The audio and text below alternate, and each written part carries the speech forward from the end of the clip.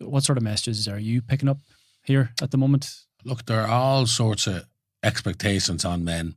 People tell men to be vulnerable, but yet they kind of laugh in their faces a bit, and that's not, I'm not saying that all women are all, I don't want to generalize, but society's telling men to, you can be vulnerable and you can be sensitive, but then you have to do this, that, and the other, and you have to be strong as well, and then they laugh at you, and then so you're only a man. And like, I was in the room the other day when someone was like talking about how just a man, like how weak he is. Men are just weak and stupid. This is a woman saying this, like a woman said this, and this is a workplace I'm talking about. And I just laughed it off. Fair enough. I'm not going to get into it. I'm just going to, because I was there to do a job. But if I would turn around and say that about a woman, my God, could you imagine? Like, and rightly so, because I don't think there should be a place for that. You know what I mean? But it's just, there are different standards, I think, and it's not fair. On today's episode, I have the absolute honour of sitting down with John Connors. John will be best known for his role in the movie Cardboard Gangsters, and also for the part that he played in Love, Hate. He is a multi-talented actor, writer, and filmmaker. And on this episode, we explore his journey from the challenges of growing up in a marginalized community to becoming an award-winning artist. John opens up about his battles with mental health, his creative process, and the role of faith and resilience in overcoming personal and societal struggles. This is a powerful conversation about turning pain into purpose and redefining what it means to be a modern warrior. Let's dive in. John Connors. Gavin, nice to have me. It's an absolute honour to have you on the Modern Warrior podcast. And I believe, and I know, right here today, I'm sitting across from an absolute fucking warrior of a man. So thank you for taking the time to be here today. Man, thanks very much. Modern Warrior sounds good. A podcast, a platform for men, talking about where they come from and the struggles. That is an important platform. I think, we're seeing in a big way the kind of destruction of men in the society, and there's not a lot of room for men, it seems. It's funny because I recently had a job where, I bet you know the word, but you know the word misandry. So misandry is a word that you never really hear. So it's our misogyny. So people being, misandrists is like being a misogynist. So it's the opposite, but against men. And I was working recently, and I was encountered actually by a lot of that. And I would never ever display any misogyny. I was reared by a single mother who struggled, in a big way to rear us and be the mother and father. So my respect for women is just unlimited, and I would never discriminate against anybody for being anything, any box, any this, man, woman, whatever it may be, race, gender, whatever. I don't care. It doesn't matter. Content of the character and all that matters. But it is a thing that's kind of accepted now, and people laugh about it, you seem to be able to discriminate against men, and there's no real consequences. People just laugh it off. It's pure misandry. I don't think that's right, and it's not a nice message to be sending the next generation. Like, I've nephews there who will love and have big hearts, and they're good jumflas, and society's not giving them great messages. So the conversation needs to happen for sure. How do you? What sort of messages are you picking up here at the moment?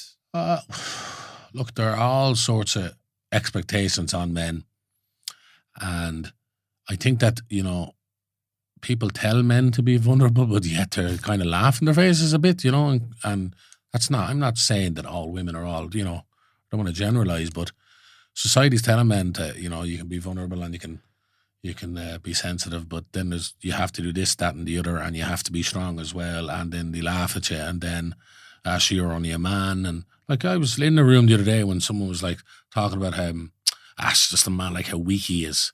Men are just weak and stupid. This is a woman saying this, like a woman said this, and this is a workplace I'm talking about. And I just laughed it off. Fair enough. I'm not going to get into it. I'm just going to, because I was there to do a job. But if I would turn around and say that about a woman, my God, could you imagine? Like, and rightly so, because I don't think there should be a place for that. You know what I mean? But Yeah. it's just, there are different standards, I think, and it's not fair. It's not fair. Now, I see in my own community with travellers, it's definitely way less so. There's not, that doesn't really exist. And, you know, like I remember my mother was defending men one time. God rest her soul. She died, my mother, a year ago, I was just telling you about. But, and it's kind of been a rocky year or so since then. But my mother just believed in equality. And no matter who you were. And I remember someone just talking about a situation that happened or might have happened or might not have happened between a man and a woman. And this woman just saying, siding with the woman for the reason that she's just a woman. And my mother said, that's crazy. And she was like, what? She said, I've 3 sons. I'm not just going to believe they did something just because someone said it. Are you serious? I know the sons I reared, but I will ask questions. But how do you just believe someone just because of their gender? You know? And then that person had 3 sons herself. That's the funny thing. And then we would have heard about, what of your son? And then it turns around and you go, it's different, you know? Mm-hmm. I don't know, man. It's a mad time when it's controversial to actually believe in equality. Yeah. True equality, you know? You've had your fair share of discrimination in your own life through those earlier years. And yeah, do you feel that this provokes you perhaps a lot more viscerally than it would the normal white man? I can only speak for myself, you know, and even the white stuff and straight white and all that, I don't care about any of it. It's like, it's all sinny. Are you a good person, man? That's all I give a fuck about. And I don't treat anybody different. My experiences definitely have informed me in a way that I have little to no patience for any kind of discrimination against anybody. I will stand up for anybody, and I have done it time and time. I put my money where my mouth is. I got myself in trouble doing it again because believing in true equality seems to be controversial these days. We're living in a bizarre world, but man, I think it's just everything should be face value first of all. Respect someone until they give you an opportunity not to respect them, and then in terms of, you know, society and the way it should work, everything should be meritocracy, fairness. That's it. That's the only way. It doesn't matter, you know. Mm-hmm. You know, it's literally the only way you can run a society. Yeah, cohesively, or the whole thing is going to fall down. I think that's kind of what's happening. Who knows what's going on in the world right now, man? Because you have about 10 different wars going off. You know, World War III is imminent. You have all these drones and stuff outside fucking New Jersey. I don't know what the fuck that is. The American government have to be behind it, but who knows? I don't know. You know, I'm getting increasingly religious myself. You know, because you know when you lose people, you kind of go toward God, and I always believed in God, but you know, I did a sort of cop out. You know, I'm a deist bullshit. You know, when you get into the arts and stuff, it's funny, man, because the arts are meant to be about bringing kind of hope to people's lives. And I've never seen an industry where there's more atheists. Everybody's an atheist. And it's funny because art and academia, for me, are 2 different things. Art is instinctual, you know, and it comes from your gut and your heart. Academia and academics is the head. It's all heady, you know. But I've never seen so many wannabe academics in the arts. And do you think it's unintellectual to believe in anything, you know? I think it's mad. I've never actually met so many people that say that they don't believe in the Bible, but they've never read the Bible. But you know, it's cool to not believe in the Bible. Yeah. And you don't have to believe in the Bible, but don't be a passionate atheist and disrespect people's beliefs when you never even explored that belief or put even an academic lens towards it. Yeah. That's the irony of it, you know? So I think it's, you know, in the arts, it's kind of, it's mad. It's mad what's happening, you know, and people, it's about bringing hope, man. So yeah, we're living in a kind of a crazy time. And I think some form of spirituality, definitely anyway, is the key for me. Absolutely for me. Higher power. Yeah, absolutely, man. And like, you know, nature is spiritual. Like wow, you know what I mean? But I think that thing of giving yourself up and for service, I like that. That's for me anyway, you know. And that's that has helped me through, man. And like when I lost my mother, like, you know, I lost my father when I was 8-year-old and he died by suicide. Lord have mercy on him, and I lost a lot of family and friends that were very close to me. But nothing hit like my mother. And you realise in times like that you need something else. So that's when I turned to God, man. And it's like, you know, when you're alone at night and there's no one else there, you know, and you're desperate and you just can't see the light, God is there. That's what I believe. And God won't turn his back on you.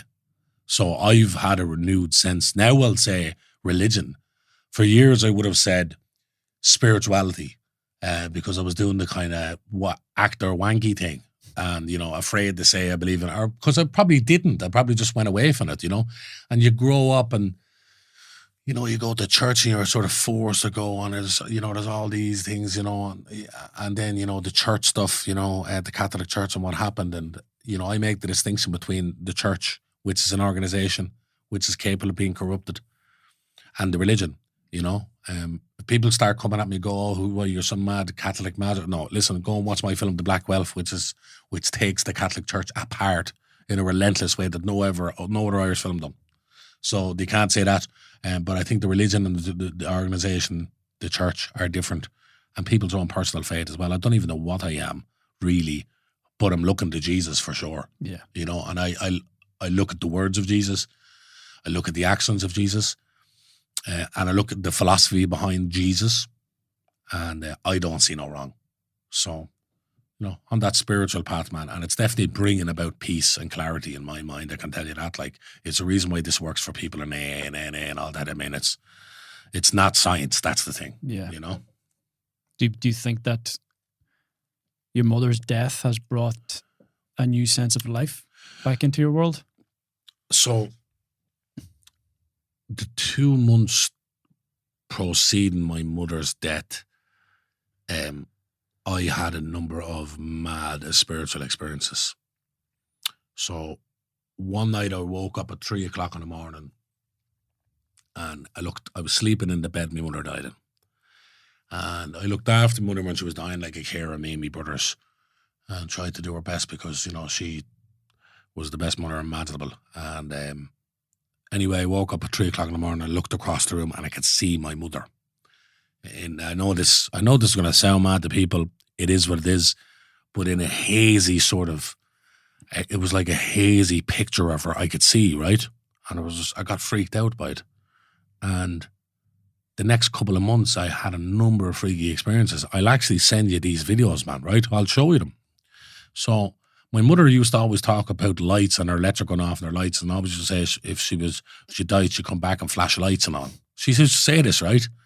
And then if you research, you know, paranormal stuff, electricity is the thing, right? Yeah, energy. Now, I did a show. I'll get into the show afterwards, because what I tell you about the show is actually unbelievable.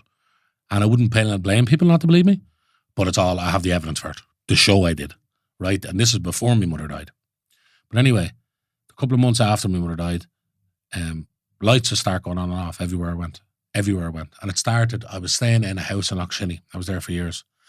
And after my mother died, I went straight into the edit this paranormal show that me and Tiernan did, in which we had freaky experiences in the show, right?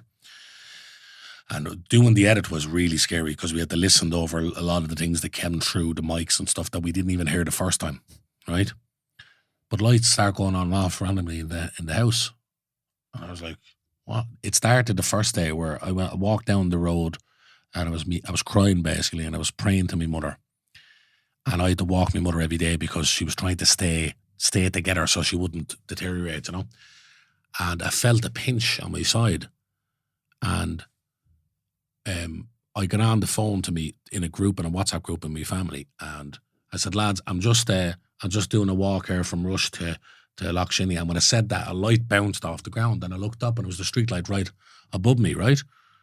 And I just said, that's a sign for my mother. I just literally said it.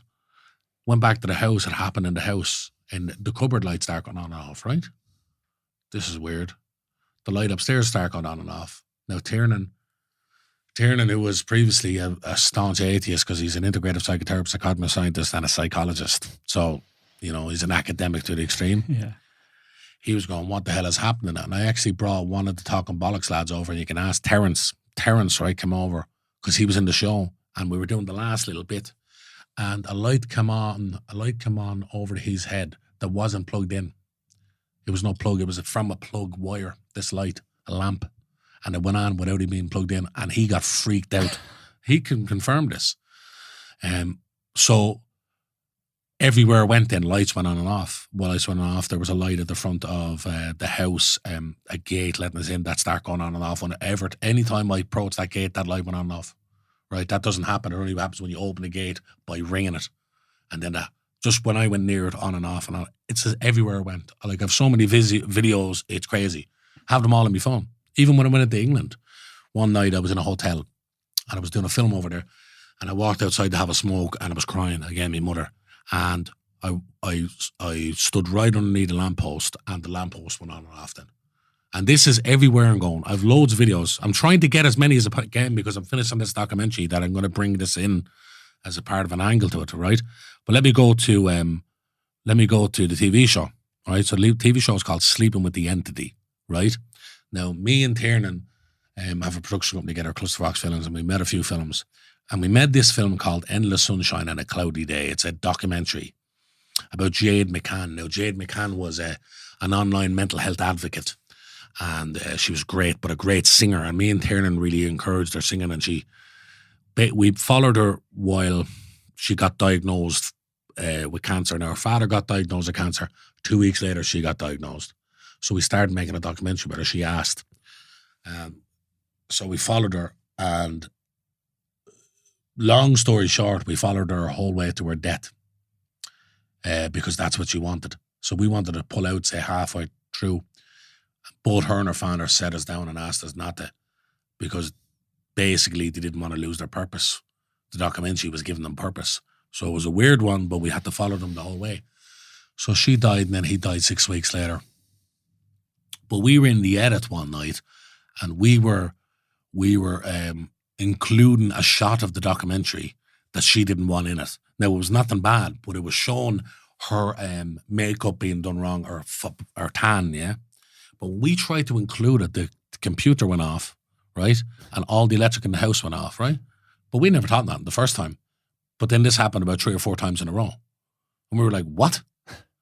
So we finally got it on, and we were trying to click it and do the final edit, and it wouldn't happen. And then Tiernan said, I'm going to take this phone out and just take a picture of her. And the second he took a phone, his phone went dead. And the two of us went, what the fuck? Right? So Tiernan wouldn't let this go. I've always been a believer in something. But Tiernan was like, this is you have to understand, this happened about 10 times in the night. And Tiernan was like, we have to explore this in some way. So we were talking in the sitting room one night, and he was just saying, what was that, John? Because again, he's an atheist and he doesn't look beyond science. So he's like, I can't get over that. Let's do something about that. I said, what do you mean? He said, let's do a paranormal show. I'd be interested in it. I'm interested in paranormal psychology and all that as well. And, what makes people think they see things. I said, but Tiernan, you experienced it. You didn't see anything. What happened. If you want to call it coincidence, call it whatever you want. We don't have to make a show about it. They said, let's make a show. So he did all this research. Tiernan's like the biggest nerd you've ever seen in your life, like the most intelligent dude. Basically, a week later, he comes back with all these different paranormal instruments that you can get. And they're all scientific based. Everything is hard, cold science that satisfies his needs. Again, he's a scientist. I said, okay, let's do the show. Let's do it. So we come up with an idea to get 5 or 6 duos of celebrity influencers to sleep in a haunted house for a night, sleeping with the entity. While myself and Tiernan, me, the believer, Tiernan, the skeptic, kind of present the show. And we use all these different instruments, noise frequencies and lights and picking up energy, thermal energy, and all this stuff that's legitimately tested and stuff. And Tiernan knows the science about it all. I'm lacking in science and all, I'll show you. But anyway, so we went the first night, and we went to a place called Ardgillan Castle, right? And there was a ghost that's meant to be 170 years there, and her name, the lady of the stairs, who was spotted on the stairs because she drowned on the beach 170 years ago, and she was, the Lord's wife. She was a baroness. So first night, Casper Walsh from Versatile and Dubzino, the other rapper, 2 rappers doing it. So great crack.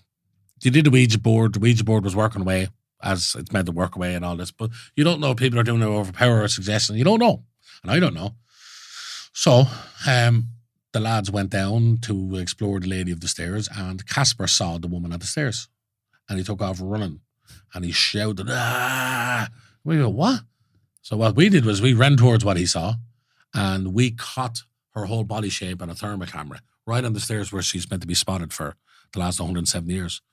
So that was freaky enough. We went inside, loads more freaky activity inside, and we picked up these stick men, which are, again, energies getting picked up in the thermal energy, and they were crawling around walls. So loads of freaky stuff. And I go, ooh, it's a bit scary. And staring, going, what the fuck is happening? It's kind of tearing up his world.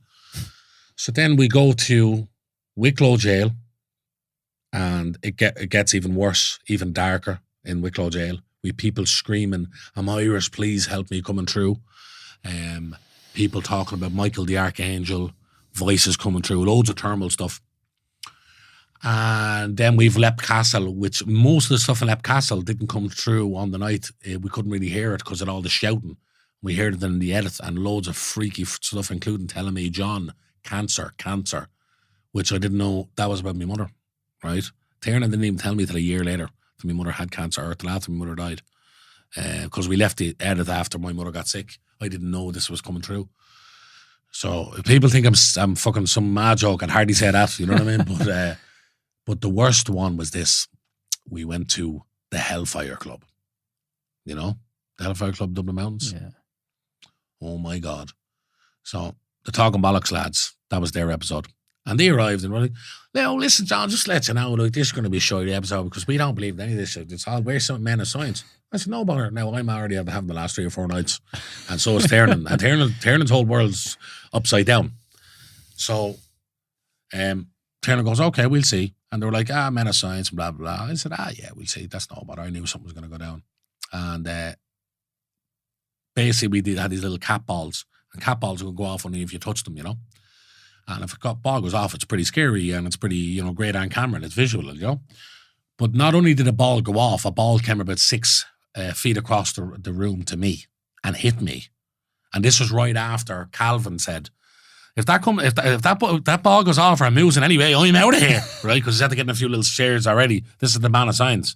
And it comes all across the room and basically hits me. And that got really mad. We got a threatening voice through telling us about the Killikee cat. That was a cat that was meant to be a demon that haunted that place for hundreds of years. Part of the mythology around it. But then the freakiest part then, a voice came through with a Traver accent, the man, pretending to be my father it was. Right? Pretended to be your father? Yeah, we think it was, because this is where shit gets really, really mad. So there's an ancient demon that goes back even to the Sumerian times, and her name is, this is how scared I am. I don't even want to talk about it, but I'll get fuck it, right? She'll fucking start appearing here. Because I'm telling you, this is mad, but like, you can look into this. She was meant to be Adam's second wife, right? This is the mythology around it. So what we didn't know was, in Wicklow Jail, one of the influencers we had, she had these mad psychic powers on the night, right? She was mad psychic stuff. She was coming up with on the night, and we were going, "What the fuck?"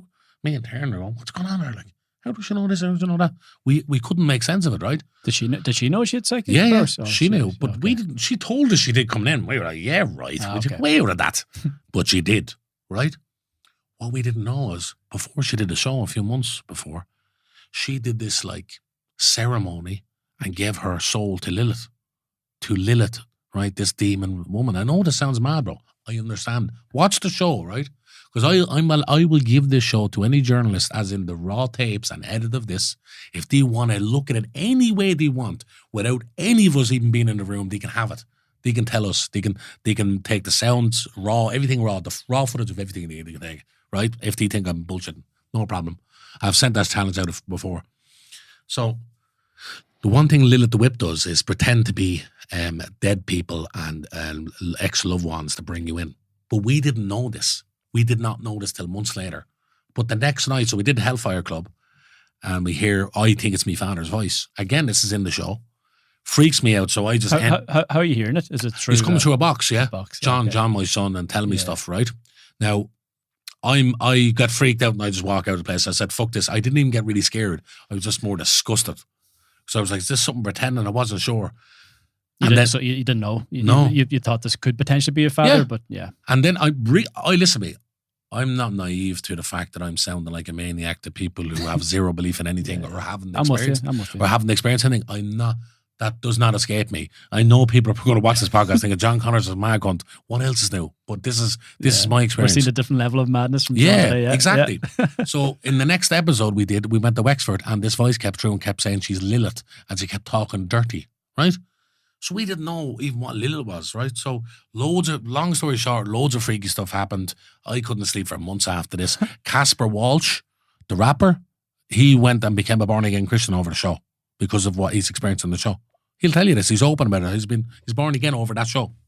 So when we went into the edit, we kept Lilith. So we started Googling. That's how we found out. We found out who Lilith is. That's who's Lilith keeps coming through. And then we found out that she was a fallen angel and meant to be the second wife to Adam, and that she imitates loved ones who have died. And this has all come up in the show. And this is mad because this all happened. And afterwards, my mother got sick. And then it's into that spiritual journey. And then when my mother died, I'd go in and edit that show and hear loads of stuff we never heard on the day. So it was a mad time. That's a journey, man. They say the least, yeah. And that's only the last year and a half. Yeah. But crazy. But the show, I'll send you the show. Have a look at them. And again, man, if people think I'm mad, I get it. I get that. I will challenge anybody if they want to tear that thing apart and tell us how we manipulated anything, or they can look at our instruments, they can look at the editing, our raw footage, our raw sound, everything they want, people can look at it. Please tell me otherwise, because I was the one encountered by these mad demons. You know, and now Tiernan, an integrative psychotherapist, a cognitive scientist and a psychologist, is wearing a holy cross around his neck and is believing God. So there you go. Is that why it's important to put that out there? Like what would be your personal purpose to put that out there to mainstream media and for people to see this? Oh, for people to have belief, bro. The people to actually believe what's going on. Because I think, look, man, I think we're always in a battle anyway. I think, you've struggled with your belief.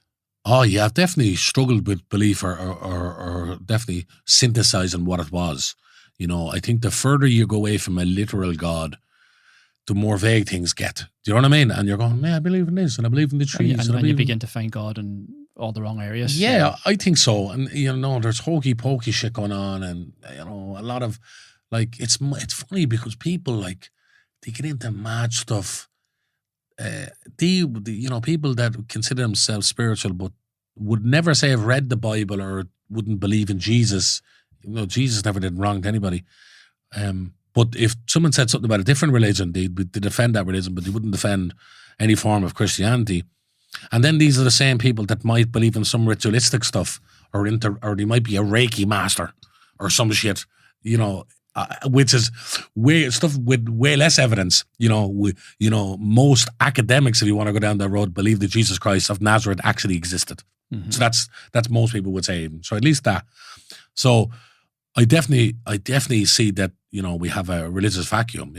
The things that happen in the Catholic Church in this country cause the religious vacuum. And what takes that place? Drug taking, drug dealing, gangsterism, corruption of the heart, the soul, and whatever that road that takes you down. Evil will take over. Now, evil for me infiltrated the church. That's what it was. Evil can infiltrate people. It's not as literal as someone just being demonically possessed, but you get led towards evil things, and it's deeper than what we see. Yeah, it's not the fucking Exorcist, yeah. You know what I mean? Even if you look at something like cocaine, the devil's dandruff, and the thing that cocaine makes people do, you lose any morality, sense of morality. You don't care. You'll do destructive things on cocaine, and it's funny as well, man, cocaine, alcohol, these things, how fast things go by on them. Vroom, just go fast, just like that. It doesn't slow time down, it does the opposite. You fly through life doing those things. It's mad. You've had your experiences with this? I've drinking anyway, but I know the cocaine scene, I've known enough people, Yeah. But I'm these things that, become a normal part of fucking society for Irish people, they're not good, man.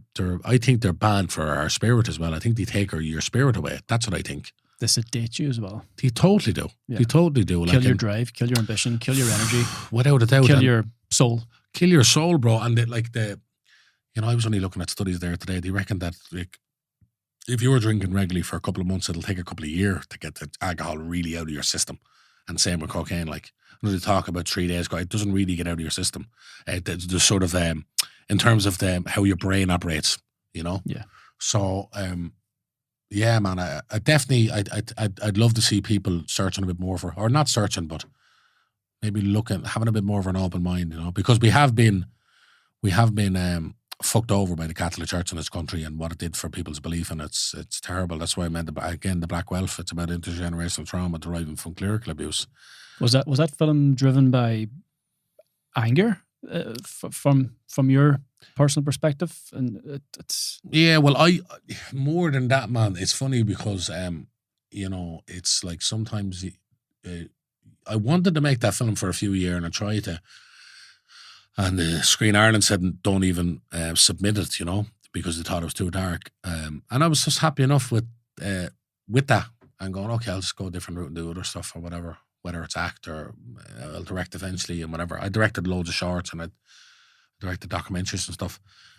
So I kind of just took no for an answer for a while, you know. But sometimes what happens in life, man, is that you need then another reason or an extra reason or a higher reason to do something, and then you become obsessed with that, and then when you become obsessed, then it'll take care of itself. You will do it. So with that, man, I got involved in this big controversy online, and long story short, I got painted as a person who I wasn't, and people are calling me this, that, and the other, and I was like, because I'm a sensitive person, I was like, my mental health was really bad. But it was on the year that I turned 30, and I always had this self-destructive prophecy that I was going to die before 31 because my father died at 30, and I always thought I was going to. So when I hit 30, it was like the clock started ticking really quick, you know. So I got involved in a controversial fucking thing where I got up on a podium and done a speech, and people tried to associate me to really bad people, and they lied as well, like saying I was a part of this march when I wasn't, but I couldn't defend against the whole Ireland's media. You know, you're only one voice, you know, no matter how big your platform is or small. Are you regretful of taking that stance, or do you look back and say, no, not the stance? I did the right thing? I did the right thing in ways, but I was definitely, my judgment was clouded and who associated and just the approach I did, you know, that kind of way, because I was just leading with pure and utter self-destruction and anger. Can you give us details on it? So it was Peter Tatchell basically is this English activist, and he has a very, very, very questionable past, including some would say advocacy for paedophiles and lowering the age of consent to 14, and there was this paedophile movement in the 80s that were becoming very mainstream in Britain, and he seemed to be a part of it and writing for this organisation, let's say allegedly to protect myself, right? So he was caught in a picture with Roderick O'Gorman, the Minister for Children and that, and it was around the time of the last elections, I think. And I thought that was very inappropriate.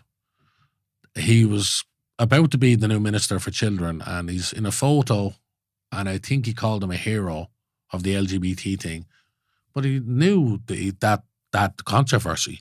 So now I apologised afterwards with my tirade and constant and what I did. I wasn't apologising for the Peter Tatchell thing, you know. I was apologising because I completely closed my mind off and went tunnel vision with something and was relentless till the end. And it was much about my own mental health than anything else. I would never apologise to Peter Tatchell. I'd rather die for that anyway. Anyway, long story short, Roger O'Gorman ends up kind of getting a lot of an online stuff and whatever. And, you know, it's interesting now. There's a lot of stuff going on with that now. And, you know, there's a lot of children that went missing this year. You know about the children got missing with Tusla and all that. No, this is just mainstream stuff. Like, this is not a conspiracy. There's Irish Times support on this. And obviously that's under Roderick's watch. So I'd say he has a lot to answer for there anyway. But anyway, long story short, I did an apology. My whole world caved in. I didn't know what the fuck. Everybody thought I was a bad person and whatever, blah, blah, blah, blah. What that looked like? Your world caving in? I was panic attacks constantly, couldn't sleep, and thinking that there was no way out of this. There was no way out of this. I couldn't see how I could repair the situation and how I could get back on track with people not hating me. You know, the irony is I've been hated my whole life, but people not hating me and then being able to just get back to what I love, which is creativity. Because once you get cancelled, like all, you know, the creative arts and all that are all run by people who like to cancel people, unfortunately. So anyway, long story short, man, Tiernan, being the great man that he is, and then Jimmy Smallhorn, my good friend, kind of plotted together and said, look, John needs to direct this film. It's the thing's going to dig him out of a hole. And what I could kind of see the film as now was a different thing. I saw it in new light. Wasn't just literally about what happened in these institutions or this clerical abuse, but it was also, for me, it turned into a film then about the human psyche and what it can take. And I was at my threshold. And then this film, through creativity, gave me a new threshold. And the film nearly killed me making it. It was so hard because we made it on a tiny, tiny budget. In January 2021, only film in the country filming in the middle of COVID. And everything going wrong and freezing and actors walking off set and having to beg them and it was intense. But I had actors loads. We had to shut down after 4 days because of COVID, you know, and we couldn't afford to set back up, so we had to get more money and all. But I remember, you know, the actors, they were going to back out 4 or 5 of them, and I had to manipulate them, you know, in a truthful way, but it was a manipulation. And I got on them. I said, look, I heard this, that, and the other, but listen, I said, you know, we're making a film about intergenerational trauma coming from clerical abuse. You know, these children suffered. If we don't suffer making this film, it's never going to work. So there had to be some level of suffering anyway. That's what I believe. That film couldn't have been made, you know, with a comfortable fucking blanket around all of us. It just wasn't the way. You had to suffer to make that film for it to anyway bleed into not even a 0.1% of what they went through. Do you know what I mean? So, So anyway, a bit of manipulation, but true at the same time. To jump back on board and we managed to make the film and get it over the line. And, you know, I think everybody in Ireland can kind of relate to what happened in those institutions. We all have people, you know, I don't know if you've anybody belonging to you who went through it, but I have family members that went through that, you know. So got the film ready and we submitted it to an Irish festival, and it was so weird. They were just being a bit off with us, and they gave us the graveyard kind of shift of the festival, you know, which was very unusual, man, because the film was explosive and I knew the quality of it and I knew some of the other films that were there. And I knew even so I've went to this festival so many times, I saw the quality of films like this beats most films that it's ever shown, if not all, near enough. That's what I was thinking. So they're giving us the worst slot of the festival, the slot that coincided with the big industry party, so no one would go and see the film. So I was like, this is weird. Fuck that. So I pulled it out. And then I sent it to a festival. Basically, we got to the very last day of selection for Cannes Film Festival, #1 film festival in the world, with a tiny budget fucking Irish film. And it was the day before they announced we got the final no. And I got a personal email from the selector who was basically upset that she couldn't get it over the line for us, because a programmer will choose a film that they'll fight for, and another programmer they'll do it, and another programmer, and they'll all fight, and the French are real passionate, you know. So they were fighting the last day, and she couldn't get it over the line. So she sent me a lovely email, but she also put me in touch with the head of this film festival, which is called Oldenburg Film Festival in Germany. Prestigious festival. Hollywood Reporter have like a deal with them where they cover all the films, and it's about meritocracy, and it's not about big stars or big sales agents. And it's an independent film festival, so it doesn't take studio things, and you know. So it was a top 5 independent film festival in the world, and he got on and asked, "Do you want us to show it and premiere it there?" And we said, fucking hallelujah, yeah. Damn right we will. So we did. We did that. And it got amazing reviews by the Hollywood Reporter. I got 3 articles there with them. Like, this is huge film industry news. Screen Daily, Film Verdwick. These are the biggest platforms in the world. And we went to the award ceremony, and it was like the Oscars, and we won Best Film. And Graham Early, our lead actor, won Best Actor. And it got a North American premiere in Hollywood Boulevard in the Chinese Theatre, the most prestigious kind of place in the world for that kind of stuff. And again, more great reviews. We come back. There was an Irish festival first then that turned us down, right? We just went good, but it was the same selector of the person in the other festival. He turned us down, and we knew they were going to turn us down, but we just said we'll send it for the crack to see if they're going to be that evil about their bias, like, or obvious, sorry. So then we went to another festival, and then we went to the other festival, and was like, the film was our party, our after party, which a lot of the kind of marketing strategies and distribution stuff happens, and that got cancelled on us right before the screening. We didn't get invited to the industry parties, and we got no Irish critic reviewed our film. An Irish film, and like, this is unheard of. But yet a British critic reviewed a film in the festival, in that same Irish festival, but no Irish critics. So we're like, this is absolutely crazy. Then we had 2 distributors that were interested in distributing the film, but they wanted lots of the political stuff gone out of it. So we said no. So then we inquired about distributing ourselves at cinemas, and then cinemas wanted 80%, and only certain cinemas would accept us. So we said, what the fuck are we doing? We're pissing in the wind here. I'll tell you how far some media outlets went. I did interviews with the Hollywood Reporter, and a number of them, including the Sunday World, took some of the stuff I said in the interview and made a whole article out of it. And it was stuff I said which was about travelers, which was about 10% of the article, 5% of the article. It was just because your man, the American, was kind of fascinated with travel culture and saying you're a travel filmmaker. That was it. And I said a line or two about, the Irish state have been at war with travellers. So it made a whole article around that, and wouldn't mention that was taken from the Hollywood Reporter, or that it was about John Connors having the new film out, or it was about John Connors' debut as a director, or it was about this film, The Black Wealth. Didn't mention any of that. It was just like a fresh new article I did with the Sunday World, basically. And this is 4 or 5 outlets, so they all went out of their way to not mention this is all about a film that I'm doing.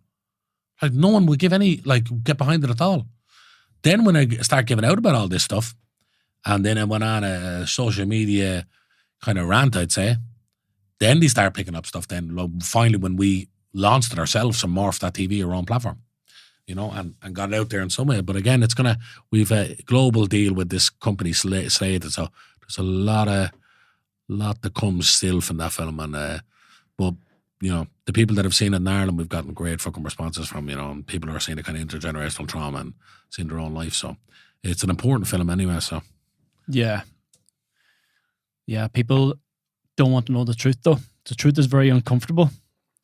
Brings up a lot of pain, brings up, obviously, a lot of pushback. But I'm listening to this from you, and I'm thinking, well, of course, it has to be this way for you, because I think that any other director or writer out there would have just given up. And to you, I feel you've faced so many barriers and so much rejection in your life. You go, yeah, well, I'll find a way. I'll keep pushing. I'll keep grinding. I'll keep working through this. This is just part of the process, and you eventually get there, and that takes real fucking purpose. So like there is something extremely visceral in that for you as well, in terms of the importance of getting this out there. Yeah, but there's like the thing about being a victim, right? It doesn't work. So if you have been a victim of A, B, C, D, E, F, G, whatever it is. I've been a victim of discrimination, let's say, from a young age, all my life. Knacker, pikey, teachers call me this, segregated, put in an all-traveler class. I was, let's say, I got multiple beatings from groups of settled young fellas when I was a kid, when they outnumbered me and things like that. And called Knacker and pikey hundreds of times. I can't even remember, whatever more. Doesn't even matter. So I've been a victim of discrimination. Right, and travellers are more so than any other group, and that's proven by every single study. So you can go, right, we're victims of discrimination now. Let's cry about it forever. Well, bad news for you. You only have one life. And you can cry about it all your life. And then you'll be, if you're lucky, I was about to say if you make it to fucking 65, 3% of travelers make it to 65, 50% only make it to 39. So for 50% of travelers, 19 is middle age. 11% die by suicide, highest suicide rate in the world. So what is the point in wasting your life by crying and giving out and saying the big bad man is doing this, that, and the other? And even if they are, what's the fucking point? You're wasting your time. So I've always had a sense of urgency since I was a child, and to my detriment at times, because I'm very impatient. Now, I'd say I'm less impatient now than I was. I definitely have worked on that because I want things done yesterday. You know what I mean? And I can't sleep. And I get ideas and I can't sleep, then I have to do something about an idea straight away. Like just yesterday, I had 2 different things occurred to me that I could be doing to further advance my directing career. And that resulted in me sending out a bunch of emails, inquiries, and putting the timer on them that gets sent to this morning instead of sending them like last night, look like a mad joke, and then also rewriting the whole script. So that just came across my mind yesterday. And then because I go, right, if I don't do it now, then it's this, okay, I have to go to blah, blah, blah. And I have a bit of OCD about shit as well. Like I go, if I don't get this done, it's like OCD doom, Mm-hmm. If I don't do this, it's not going to happen kind of thing. Anyway, fucked up. But it's a big cost, isn't it? Huh? It's a big cost that you're paying in terms of your Yeah. mental health, your physical health when you have, Yeah. when you've got that sort of approach. Do you identify that? Have you done? Yeah. I think this is why right now I'm off the smokes. I think 4.5 months. Smokes make everything worse, but better as well. Like nicotine is fucking great and brilliant for writing, brilliant for editing, brilliant for creativity, and this has been proven. The problem is it fucking gives you cancer and kills you. And I smoke way too many of them, and I do things in excess, so I had to give them up. And I swore in my mother's grave I'd never smoke again, unless I drink. Okay, And there's an exception, is there? Yeah, because it's nearly impossible. Yeah. And my brother Joe said, now you're going to turn into an alcoholic. So yeah, no, there is a cost to that, but that's why you have to get your shit together and focus it down the right direction, Yeah. Which for me is art and creativity. Once I'm doing that, I'm high as a fucking kite, What was it like losing your way there after your mother passed away, and how did you manage to find your way back? Yeah, I'm still finding my way back, that's what I would say, because I'm staying humble about things. Yeah, really bad. Really bad. Like my mother was only a young woman, 52 years of age, So and you just go, you're never going to see her again, And then my brothers, God help them as well. Like we're all kind of doing it together, We find it very hard to find sons that were closer to their mother, And the thing is, my mother was like the most humble, like softest, empathetic, do everything for everybody else kind of person. Put everybody else first, our whole life. So, the whole cancer journey as well, that's a terrible, terrible disease, and it's a terrible way to go. So the thing that kind of haunts you as well is like, what would have made it a little bit easier is if it wasn't so horrendous the way she went. I'm not even talking about for me, I'm talking about for her. When I think about the pain that she had to go through, that's what haunts me sometimes. And that's what I get anxiety out of the blue. It just hits me when I think about what she had to deal with and knowing that she wasn't a complainer at all, So it comes in waves, The first couple of months, man, I was in shock, and everybody was telling me in shock, but I wouldn't believe I was in shock. And then she died in 2023 in August 6th. So it was January is when the shock stopped. And then it was just pure doom and apathy about life and going, who gives a fuck? What's the point? What's the meaning? And drink took a grip. Oh yeah, 100%. Just binging. Like I remember when we won Best Film at Oldenburg in 2022, that was September 2022. So my mother had only started to be sick, but wasn't diagnosed yet, but I just knew it was cancer. She suffered for a year or so, was it? Yeah, she did. She lost about 10 stone weight. She couldn't eat at all because of the throat, So you were really losing her from that day. Oh on? Yeah. So Oldenburg, when I won, it's like when we won Best Film, it was everybody went out to celebrate, and I just walked from the ceremony back to the hotel and rang my mother and just told her we won. Just to hear her her advice, and that's the kind of thing that's hard now, is like giving good news, or giving her good news, because she loved that, and she was very proud of me and my brothers, I think there was this sounds terrible, but probably a low standard in a way. Now, she had a high standard for us in a way, because we did very well academically, and we followed our father, as she would say, for our brains. But the standard was, don't go to prison and don't do drugs. That's the area I come from, So she was very proud of us. So it's, the day-to-day conversations as well, and we used to sit down and drink tea and fucking smoke, two of us, and just have, just day-to-day chats. I couldn't, if I went more than 2 days without seeing my mother, that'd be weird for me, my whole life. Very weird. Like, I moved out to Lochshinny in 2020 because I had to be under the same roof as my business partner because of COVID and blah, blah, blah. And that was horrendous for me for a while, because I couldn't see my mother every single day, so. But if you take out the Lochshinny experience, I don't think I ever went more than a day without seeing my mother, except for a holiday, or if I was working in a different country. So that's how close we were, you know what I mean? So it's just, I'm back living in a camp as well, where we all lived. And it's just not the same, the place is not the same. There's a doom and gloom to it all, so. There's an energy that's been taken away from it. Yeah. A spirit, a soul, a joy. Yeah. And her father died there as well in 2018. He was the greatest man I've ever known. Like, he was a great man. He had more integrity than anybody. And he was, despite being, say, a very masculine, super strong man, he was a very sensitive fella as well, and would take his coat off his back for a stranger, and just taught me a lot of morals in life. Kind of nearly impossible morals that you tried to keep up to, but he was a great man. My mother followed him and actually looked like him, and kind of had the same sort of behavioural patterns as him, and he died there as well of cancer. So it's kind of a weird one, in the camp. How do you manage to pull yourself back? Well, creativity always helps me. Creativity always kind of gives me a comeback, Was there a moment there where you were obviously grieving the incredible loss of your mother, and then you said, "No, hang on." Well, I tell you what pulled me back, and very much like the Black Guelph, my friend Tiernan, he did it with the Black Guelph along with Jimmy Smallhorn, and earlier this year, when would that have been? Probably April or May, I'd say. I was just down a hole where it didn't matter. Nothing mattered. There was no meaning to anything, and I didn't give a fuck.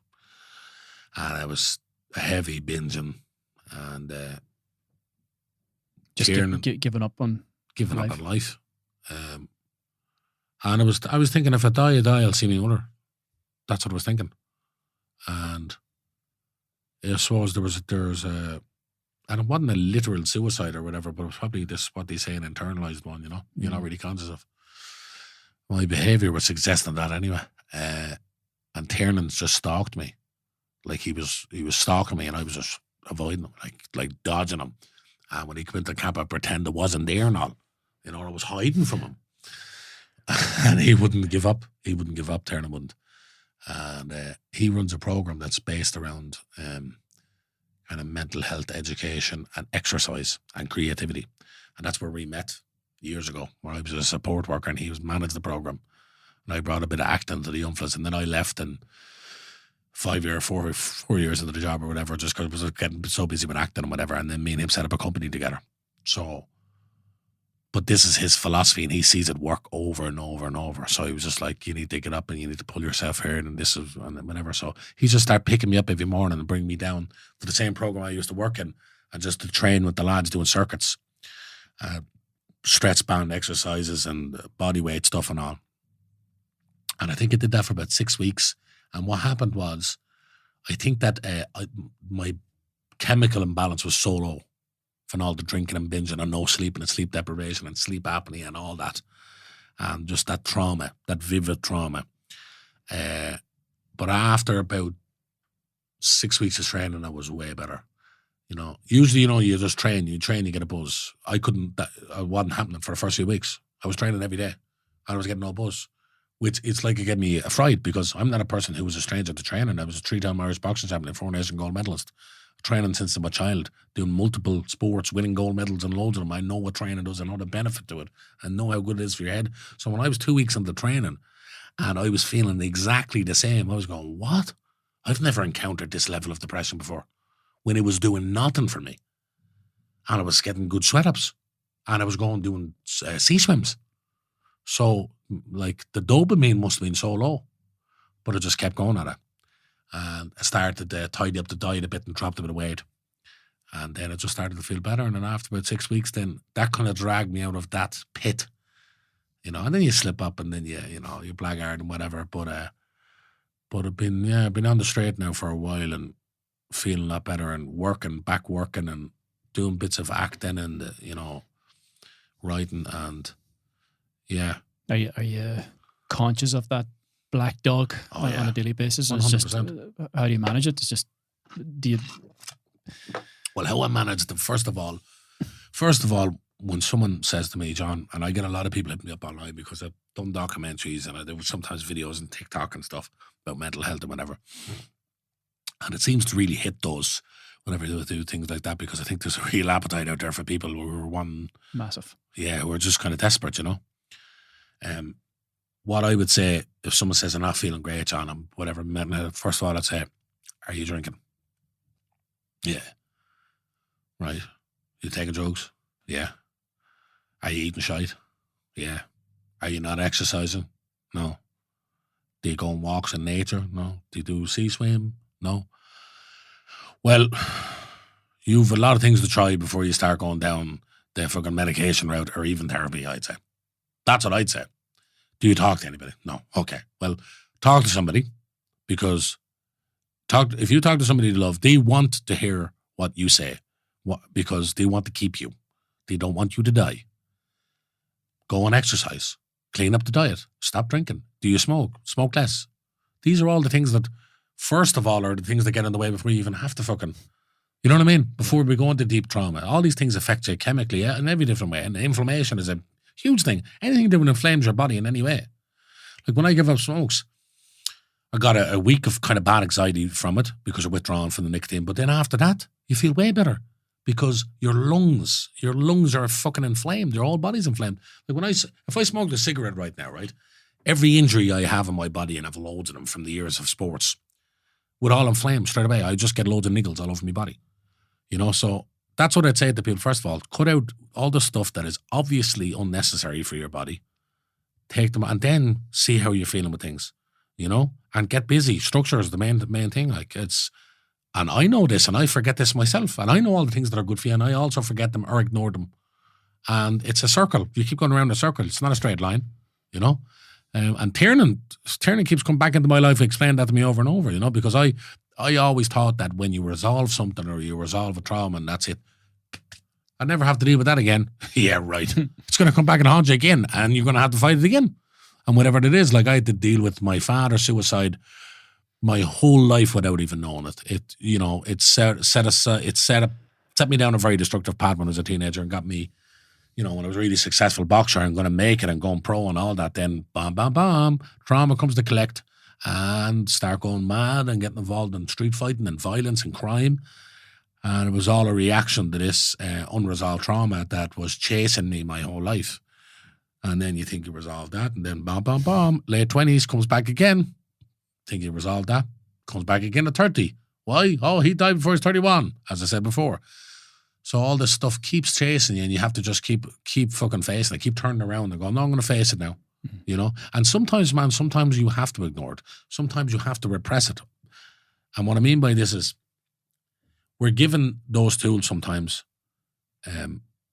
to protect yourself to get over a rough patch, Sometimes, like, when I'm going good, and this is happening to me in the last couple of months, where things are going good now, I'm trying to get back on track and create, write and direct and act and numerous things like that.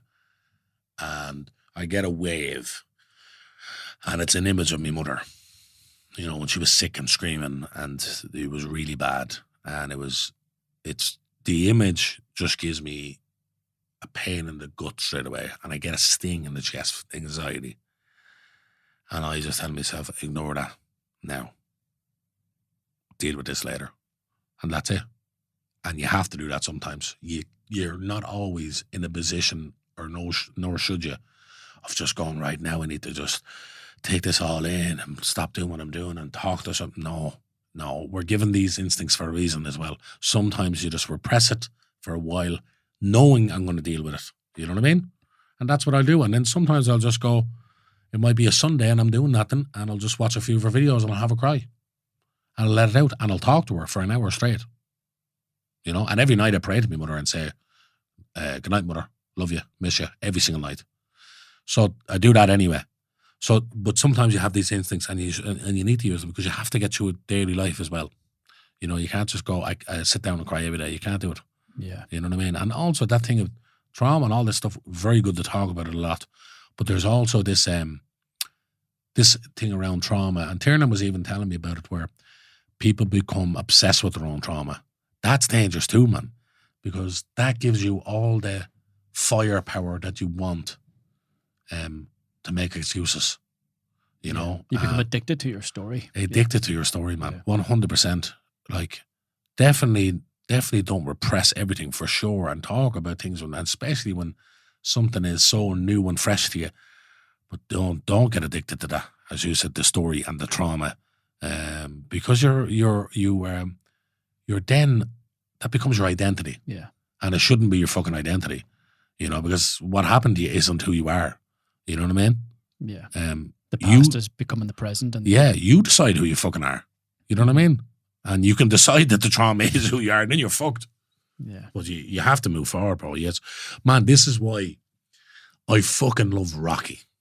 Rocky, man. Like, you and me both, man. Yeah. Yeah. Like, I'm obsessed with Rocky all my life, but in the last year or so, even more than like, as if I couldn't get more obsessed with Rocky. I'm now. Which one? Which is your favorite? No, listen. Rocky as a philosophical figure.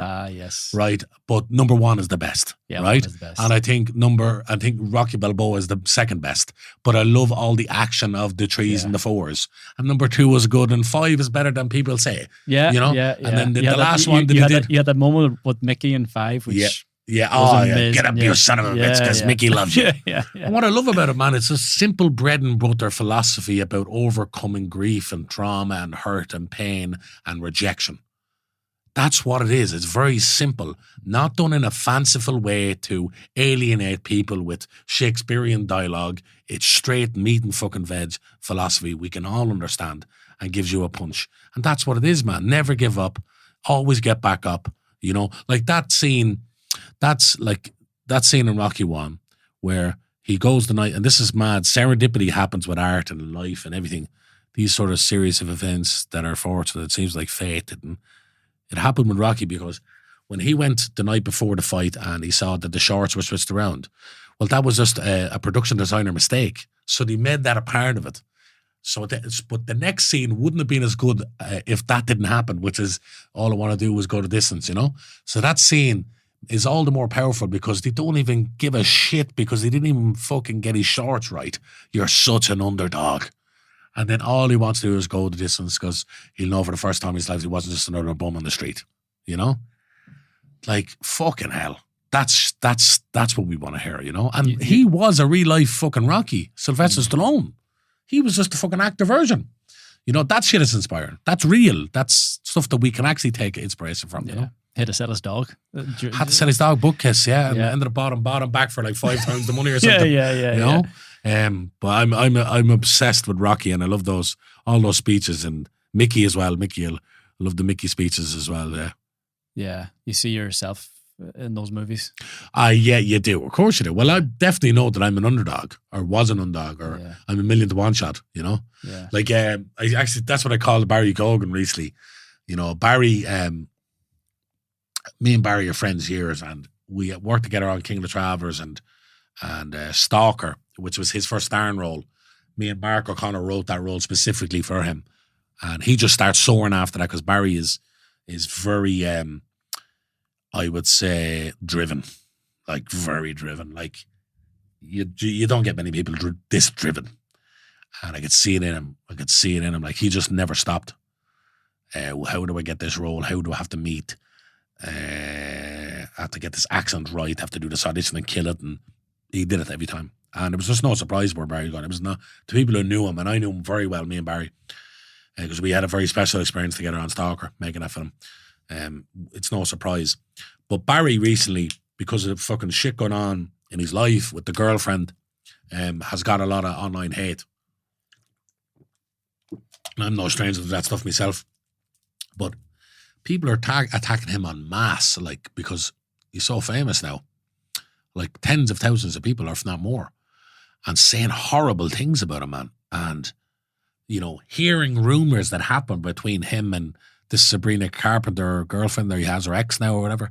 Well, first of all, like, I did a video about this today because I was giving them support, because I was really angry, man. You know, first of all, how dare you even fucking think you know what's going on with someone's life? You don't know what's going on with Barry's life. You don't know what is happening with his relationship. You don't know what's happening with his child or his ex or anything. It's all hearsay rumors or someone tweeting about this, that, and the other, and people are catching on to it like a fire. First of all, you don't know anything. Second of all, go and fuck off. You know what I mean? And third, you don't know where Barry came from. Like, Barry went through, I think it was 12 foster homes for like 8 years. Yeah. Parents who were addicts and died. Both his parents are dead. Then his granny and his aunt, when they were able to take him into custody, and then de-reared him in the middle of Summerhill, you know, in a place where there's a danger all around you and no opportunity. And this fella ended up winning BAFTAs and getting Oscar nominations. We should be parading Barry. Like, Barry is an inspiration, instead of trying to tear him down. And even more sickening seeing Irish people, you know, doing that. It's really, really sickening. We have this fetish where we like to tear down the people who do great in this country. It's a terrible thing to see, but you know, it's a projection of their own insecurity and hate and absolutely anger or whatever the fuck's going on within them. So yeah, and we don't personal to Barry, you know. No, we don't like winners in this country either. We don't like winners. We like being second best. I think if you're second best, you don't offend anybody, you know. And you know this journey all too well. You know this place all too well in your own life in terms of what's going on with Barry at the moment, which is lights that fire in your belly. Yeah, well, look, Barry, thankfully, he's fulfilling everything in his life and whatever. And we're on different waves, and we're doing different things as well. But I see parallels. We come from similar backgrounds. Mm-hmm. We're both like, you know, working class people or whatever. People who come from troubled or antisocial backgrounds or where they come from. It was all bollocks in my opinion, but you know, people who get into the arts are from more upper class backgrounds and come from like D4 or whatever, you know. That's 90% of probably the film industry, front and behind the camera. I would say come from that sort of background. So we're already kind of the outliers. Yeah, already. And Barry is to the extreme, like, you know. But it's down to his fucking talent, man. He's talent and drive, you know. He had the two of them, which you need both to have a shot. Yeah. You thrive with that outlier label, should I call it label? But yeah, the outlier. Well, man, I know that I know what I have as a talent. I know I'm driven, and then I actually believe I'm really, really lucky for the opportunities I've had, but also from where I come from. You know, I don't like people saying that, you know, I came from nothing, or someone at Zerna said it to me before, you came from nothing. I said, no, I didn't come from nothing. I came from everything, like, except money. And that's the best background to come from. Everything except money. So that everything is culture, integrity and pride and love for who I am and where I came from and my family, and gratitude and a bit of principles, and I have a sense of morality, and all these things I got from my mother and my family, my father and my grandparents, and the way I was raised. And I didn't grow up with money, which is a good thing. So I'm blessed to come from that sort of background. Isn't it interesting how people perceive money as everything? You've come from nothing, which, okay, so what's the opposite of nothing? Oh, money is everything. It's like, no, that's not, you have it fucking mangled here. That's not it at all. there's a kind of saying travelers use with some people who are money obsessed, you know, and they go, "I forget about him. Money's his god." Do you get me? And that's when money becomes your god. You do lose. I'd say you lose empathy, and you. I don't know if you could have a general integrity if money is your god, if that's what's guiding you, because that's not what guided me. Like I couldn't ignore people. I tried to try my best to help people I love, but anybody, and I have a real soft spot for people who are maybe not given a fair chance in life. I do have a soft spot for them. At the same time, I also note that not be too soft on them, because that's not going to help them either. But everybody needs guidance. You know what I mean? So we all need that. I think it all starts at the home, bro. You know, like your family and what they teach you, you know. It all starts in the first few years. It's very hard to kind of rip up your life script, especially when you're not aware there is a life script. And it was written by people that are not, you know, it's not you. It was written by your parents or the people you grew up around. That's your life script. That's the stuff that Tiernan taught me. Most people are not even aware that they're in their life script. So you can edit that too. Yeah, and you can that, and it's when you becomes aware of it all, then you realize, like, you know, and you realize where certain reactions and things and all, where all that comes from. And everything comes from pain and hurt and trauma and all that stuff as well. Like, you know, to use a woke term, triggers.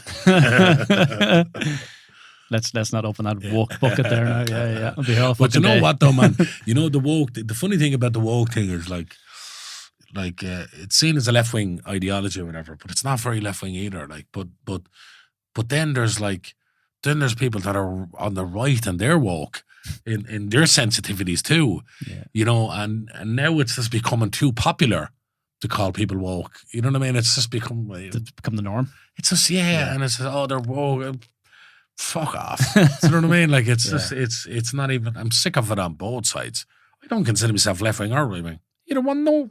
Like, you know, if someone says to me, right, I'm left wing and what do you mean you're left wing? So, you know, left wing, blah, blah, blah, blah, blah. So what do you mean? Like, so in every left wing, so-called left wing position that you can take, you believe in all those positions. You take all those left wing positions? Or you're right winger and you believe in all of those, then I'm just talking to an ideologue, because that can't be true, bro. Human beings are way more complicated than that. Mm-hmm. If you actually sit down and think about it, like, do you know what I mean? It's like I was pro gay marriage when that came out. That seems to make sense to me. I don't give a fuck about what someone does in their private, like between adults. People loving each other and want to get married and that. Like, that's, of course, that to me seemed obvious. Also, if you go back to Gaelic Ireland, to be gay was totally normal, and in old Gaelic Ireland pre-colonisation, most people don't notice. Anyway, but then also I was against abortion. And that's a bit of my conservatives wanting to conserve life, and I'm a traveller wanting to conserve my tradition, so there's a conservative side to me. That's obvious. That's coming from my upbringing.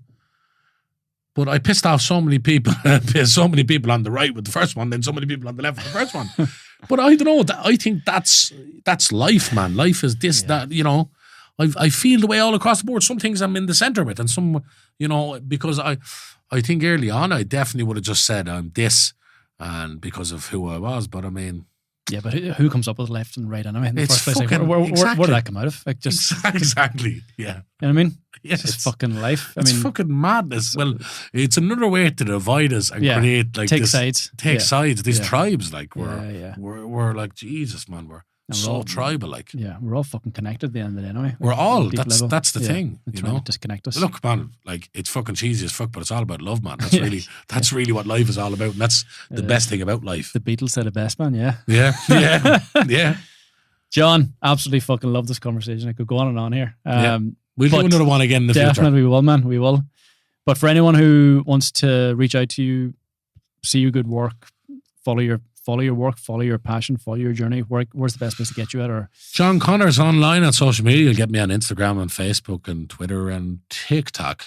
Nice one. TikTok is where I do the rants. Oh, lovely. Yeah. Get on TikTok then. So yeah, love those rants. And for the new movie, where can we? The Black Guelph, that Yeah. can be watched on morphed.tv. You can watch that. So will Sleep with the NTV be on that as well. So if anybody's into them, that's where you'll watch those. Nice one. More TV. Morph TV, yeah. Get on it. Brilliant. Thank you, John. Thank you for all your work. Thanks, and man. Appreciate until it. next time. Brilliant.